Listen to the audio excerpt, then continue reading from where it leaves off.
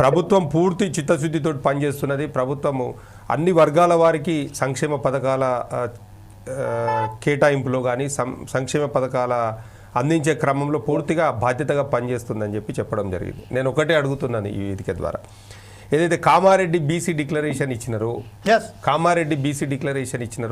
ఏదైతే మేనిఫెస్టో ఇచ్చినారో, మీ మేనిఫెస్టోలో మీరు ఒక్కసారి పరిశీలన చేయాలి. కావాలంటే నేను చెప్తా, పేజ్ నెంబర్ కూడా చెప్తా మీకు. పేజ్ నెంబర్ 16 మేనిఫెస్టోలో ఏం చేసిరన్న అంటే, ఏదైతే కులగణన బీసీ కమిషన్ నివేదిక ఆధారంగా అధికారంలోకి వచ్చిన 6 నెలలలోపే బీసీ రిజర్వేషన్ల పెంపు నెంబర్ 1. అదేవిధంగా కొత్త స్థానిక సంస్థల్లో ప్రస్తుతం ఉన్న బీసీ రిజర్వేషన్లు 23% 23% ఉన్నటువంటి దాన్ని 42% పెంచుతాము. పంచాయతీ మున్సిపాలిటీల్లో కొత్తగా 23,973 మంది బీసీలకు రాజకీయంగా ప్రాతినిధ్యం ఇస్తాము. ఇట్లా చెప్పుకుంటా పోతే మీరు బీసీ సంక్షేమానికి ఏడాదికి 20,000 కోట్ల రూపాయల చొప్పున ఒక సంవత్సరానికి 1,00,000 కోట్ల రూపాయలు మీరు కేటాయిస్తామని చెప్పారు.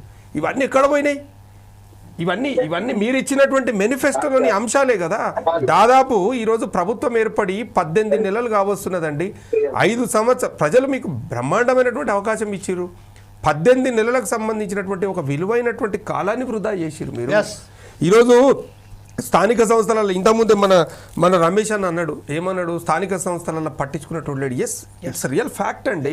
ఎందుకంటే మేము గ్రామాలలో మేము పనిచేసినాము, మాకు తెలుసు మేము ఏ రకంగా పనిచేసినాము, ఏ రకంగా ఈ గ్రామాలు సుస్థిరంగా ఉండాలి, ఏ రకంగా ఆరోగ్యకరంగా ఉండాలని చెప్పి ఆహార నిశలు రాత్రింబగలు కష్టపడి చాలా బ్రహ్మాండంగా తీర్చిదిద్దితే ఈరోజు మీరు స్థానిక సంస్థల ఎన్నికలు నిర్వహించకుండా మీ రాజకీయ లబ్ధి కోసము మీరు సీటు దక్కించుకోవడానికి, మీరు ఆ సీటు ఎక్కడానికి ఎన్నో హామీలు ఇచ్చి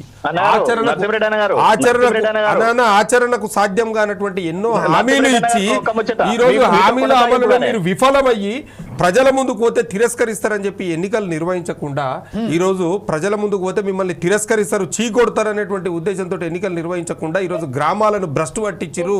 ఎక్కడ చూసిన చెత్త అక్కడనే ఉన్నది, కనీసం వీధి లైట్ల నిర్వహణ లేదు. మీరు నిన్న మన పేపర్లో చూసిరో చూడలేదో సోదరా, గ్రామ పంచాయతీలలో ఏదైతే ట్రాక్టర్లు ఉన్నాయో, కేసీఆర్ గారు ఏవైతే ట్రాక్టర్లు గ్రామ పంచాయతీలో ట్రాక్టర్లు పెట్టాలి, ట్రాక్టర్లు పెడితే పారిశుద్ధ్య నిర్వహణ సక్రమంగా జరుగుతుందని ఏవైతే ట్రాక్టర్లు తీసుకున్నారో ఆ ట్రాక్టర్లలో డీజిల్ పోస్టోడు లేకపోతే పంచాయతీ కార్యదర్శులు వచ్చిన జీతం మొత్తం గ్రామ పంచాయతీకి ఖర్చు పెట్టి ఇక మేము ఖర్చు పెట్టలేము మహాప్రభు మా నుంచి కూడా కాదు అని చెప్పి ఆ తాళం చేతులు తీసుకుపోయి సంబంధించినటువంటి మండల పరిషత్ కార్యాలయంలో ఇచ్చిరు. అవి కనిపిస్తలేవా మీకు?